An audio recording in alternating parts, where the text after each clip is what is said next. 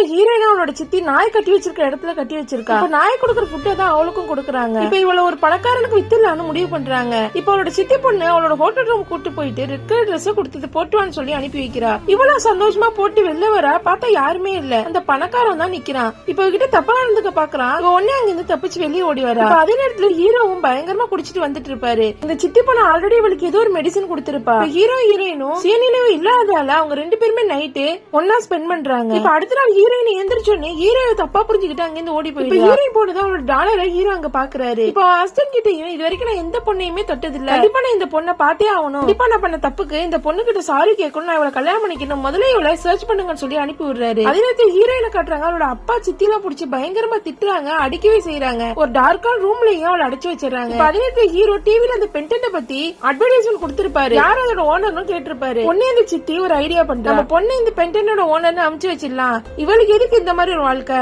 நம்ம பொண்ணு கல்யாணம் பண்ணிக்க சொல்றா. ஒன்னே இந்த அப்பா கொஞ்சம் கூட யோசிக்காம ஹீரோயின் கையில போட்டிருந்த பிரேஸ்லெட்டையும் புடிங்கிட்டு போறா. ஆக்சுவலா ஹீரோயின் அம்மா தான் ஒரு பிரேஸ்லெட்டும் பென்டென்ட் அவளுக்காக கொடுத்திருப்பாங்க. அதான் ஹீரோயின் இவ்வளவு வருஷமா போட்டிருப்பா. இப்ப அந்த தங்கச்சிக்காரியும் ஹீரோ கிட்ட போயிட்டு தான் அன்னைக்கு நைட்டு ஒன்னா இருந்த மாதிரி பேசிட்டு இருப்பா.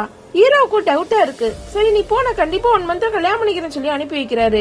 இப்ப அவளை பத்தி விசாரிக்க சொல்றாரு. அவர் சந்தேகப்பட்ட மாதிரியே அவ பொய் சொல்றாங்கிறது கன்ஃபார்ம் ஆயிடுது. இப்ப ஹீரோ உங்க அம்மா பாக்கிறதுக்காக ஹாஸ்பிடல் போறாரு. இப்ப அதே இடத்துல ஹீரோயினும் வராங்க.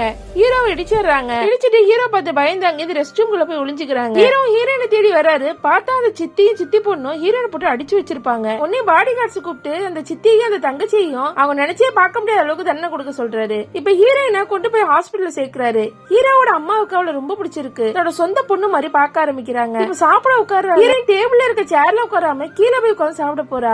வான்னு கூப்பிட்டாலும் இல்ல நீங்க என்ன அடிப்பீங்க நான் வரலன்னு சொல்லி அழறா. அப்பதான் ஹீரோட அஸ்டன் சொல்றாரு, இது வரைக்கும் அவங்க மேலே உட்கார்ந்தது இல்ல, சின்ன வயசுல இருந்தே அவங்க நாய் மாதிரி தான் நடத்தினாங்கன்னு சொல்றாரு. இதை கேட்ட ஹீரோட அம்மாவுக்கு இன்னும் கஷ்டமா இருக்கு. ஹீரோயின் கிட்ட நான் உன்னை எதுவும் பண்ண மாட்டேன் உட்காருமான்னு சொல்லி அவளுக்காக சாப்பாடு எல்லாம் கொடுக்குறாங்க. இவ்வளவு வருஷமா கஷ்டப்பட்ட ஹீரோயினுக்கு கடைசியா ஒரு நல்ல வாழ்க்கை அமைஞ்சிருது.